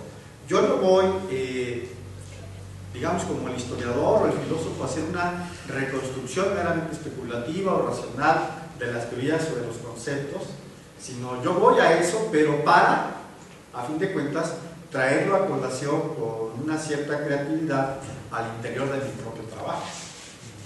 Eso es lo que en última instancia a mí me reivindicaría. Creo que en las otras sesiones del trabajo que se ha venido haciendo aquí en el se ha estado señalando también la importancia de promover el trabajo de la difusión de las ciencias. Yo creo que aquí la filosofía o el trabajo de los filósofos tiene que incursionar en esa función de difusión de las ciencias, ¿no? A través de sus distintos autores, representantes, teorías, a través también de la reconstrucción histórica, la mecánica newtoniana, la física de Galileo, es decir, acercarnos pues a difundir estos conocimientos filosóficos científicos que puedan generar, digamos, un espacio que pueda generar una cierta cultura, una cierta percepción de que la ciencia pues está alrededor de lo que nosotros estamos realizando, estamos trabajando, ¿no? Promover todos estos valores, pero para incorporarlos a nuestra propia tradición, a nuestra propia problemática. En los años 70, cambiando ahorita un poco de canal para también recuperar algo de lo que mencionaba Lorenzo acerca de las epistemologías del sur, yo recuerdo, y probablemente algunos de aquí también lo recuerden, a Marcos Kaplan, que era un sociólogo de la ciencia que hablaba de las características y de los compromisos del pensamiento científico latinoamericano, ¿no? Es decir, de cómo debe afrontarse el proyecto de una ciencia emancipatoria para el continente latino, ¿no? Así como, sin denegar o dejar de lado, pues obviamente también todo el patrimonio que es, no patrimonio de los gringos, es patrimonio universal, es patrimonio de quien se pueda apropiar de ese conocimiento, ¿no? Por ejemplo, ¿de quién es el inglés? ¿De los ingleses? Pues no, el inglés es de quien lo pueda hablar, de quien se pueda apropiar del idioma para poderlo leer o poderse comunicar con ese idioma. De ese es el inglés, no es de una nación, es una forma de apropiarnos de un legado universal, es un legado universal, es un legado privativo, ¿no? Yo estoy aquí recordando rápidamente para concluir mi intervención de aquel famoso médico paraguayo que era el doctor Patarroyo, ¿no? Él tuvo que enfrentar una situación crítica para buscar una vacuna que estaba afectando en ese entonces a la comunidad donde él estaba radicando en Paraguay. Él era un académico, no era ni siquiera un investigador, era un académico. Y a unas cuantas cuadras de la universidad estaba el monolito del gran edificio de Bayer y Bayer, este edificio sobre patentes médicas alemana, ¿no? Y mantenía la actitud totalmente más apartada y lejana para comprometerse a buscar una vacuna contra todas las personas que estaban padeciendo un problema de salud pública, un problema realmente grave de una contaminación de un monstruo, de un insecto, ¿no? Y bueno, pues estos grandes laboratorios con toda la infraestructura y la tecnología, ¿verdad? Pues no tenían ningún compromiso con la sociedad. Ellos ahí nomás extraían la materia prima ahí para hacer sus medicinas y venderlas por todo el mundo. Pues el maestro Patarroyo tuvo que dejar sus libros y ponerse a improvisar un laboratorio para sacar una vacuna, y efectivamente la sacó, y efectivamente contribuyó a salvaguardar a la salud pública de su país, ¿no? Este es un caso muy mencionado de cómo se tiene que trabajar en Latinoamérica a veces para tratar de sufragar las necesidades. Aquí las transnacionales y todo esto están al mar. Yo he comentado mucho con mis compañeros que en la parte donde está la Ibero, allá en Santa Fe, están todos los corporativos internacionales, y en el centro está un parque público, pero ese parque público está lleno de basura. Está encima de basura. Todo lleno de basurero ahí, y están los restaurantes de caché, el bistró, todos ahí, y ahí está la basura. Es decir, como diciendo, mira, pues esa basura tiene que recogerla aquí en el municipio, la delegación, es la que le corresponde. Yo soy una transnacional, entra a mi edificio y está todo de luz, pero de la puerta para allá yo no me comprometo absolutamente para nada. Eso es lo que podemos ver en un lenguaje social en la zona urbana de la Ciudad de México. Es decir, las transnacionales no se van a vincular ni a levantar la basura que se generan en la calle, aunque estén enfrente de sus oficinas. Esperan a que llegue el municipio o la delegación a recoger. No tienen compromiso. ¿Sí? Entonces, eso mismo podemos encontrar con otras cosas que se hacen en relación con la ciencia. Es decir, puede haber cosas que hay aquí gente, pero no está comprometida pues, a vincularse a las necesidades que nosotros tenemos en nuestro país y en nuestro continente, ¿no? Entonces, yo creo que se trataría de hacer una apropiación de toda esta tradición, ¿sí? Pero para resolver nuestra problemática nacional, para buscar contribuir con esos conocimientos a resolver nuestras situaciones reales, ¿no? No vamos a resolver nosotros los problemas de los norteamericanos. A ellos les sobra presupuesto, les sobran investigadores, les sobra todo. A nosotros, por el contrario, nos hace falta todo eso. Entonces, bienvenida a cualquier tradición que pueda despertarnos, desarrollarnos un pensamiento crítico, un pensamiento adaptativo, integrador a los requerimientos que nosotros necesitamos, ¿no? Y que la filosofía de la ciencia pues sea un detonador de crear ese valor heurístico para poder enriquecer el trabajo que nosotros estamos haciendo, no para salirnos de él, porque entonces nos vamos a perder en otra situación que ya no es nuestro problema, nuestra problemática. Pues con esta última respuesta le damos el agradecimiento a nuestros compañeros. En 15 días. Quedaron unas preguntas sin contestar, pero yo creo que las tenemos que ir contestando en el largo plazo, ¿no? La misma frase.